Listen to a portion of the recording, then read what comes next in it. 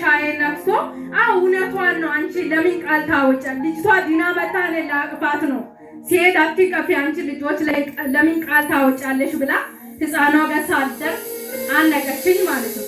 ከዛ ባሏም ትከሻዬን ነከነ። እውነቷን ነው ሚስቴ እውነቷን ነው ለምን ቃል ታወጫለሽ አለ። ከዛ ደግሞ የህፃኗ እናት ተመልሳ መጣች። ይህ የተባበረ መንፈስ እንደሆነ ልነግራችሁ ፈልጌ ነው። እና እናትዮ ቅል ይዛለች። ቅል ታውቃላችሁ? እና ያን ቅል ባዶ ቅል እንዲይዛ ወደዛች ሴት ነው የምትሄደው። ወደዛች ሴት እየሄደች እውነት ነው እግዚአብሔርም እያለ ነው አንቺ ለምን ለልጆች ቃል ታወጫለሽ አለች።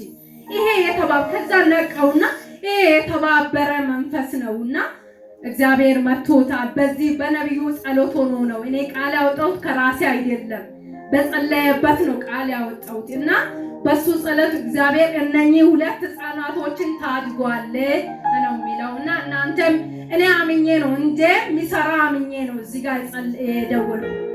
ስሰራም ስላየውበት ነው የደወልኩት። የኔም እምነት እነኚህ ደግሞ ያ ሰውዬም ቢሆን እኔ ለዛች ልጅ እንደ እናት አምኜ ነው ጸለውኩት።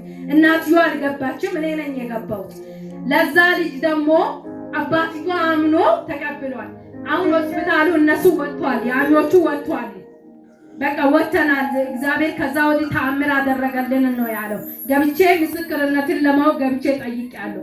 አሁን ልንወጣ ተዘጋጅተናል አለ እና ምን ልላችሁ ፈልጌ ነው እዚህ ጋር እመኑ። ካመናችሁ የሞተው ይነሳል። ይቺ ብላቴና የሞተች ነው የተነሳችው ነው የሚላችሁ። እመኑና ጸልዩ፣ በእናንተ ላይ ይሰራል። ለጌታ ጭብጨባሱ። እጆቻችሁ መልሱ፣ ወደ እሷ እጆቻችሁ መልሱ። ከዚህ በኋላ በሉት በራስሽ ጉዳይ ትልቅ ነገር ሲሆን፣ ኪሳራ ሲቆም፣ ክሱ ሲቀደድ፣ በረከት ሲለቀቅ፣ ታምራት አግኝተሽ ልትመሰክሪ በቅርብ ጊዜ ወደዚህ ትመለሻለሽ። ከዚህ በኋላ ድል ወደ አንቺ ሆኗል። ከሳሽ ወድቋል። ኪሳራ ወድቋል። አዲስ ነገር ይሆንልሻል በኢየሱስ ስም በሏል።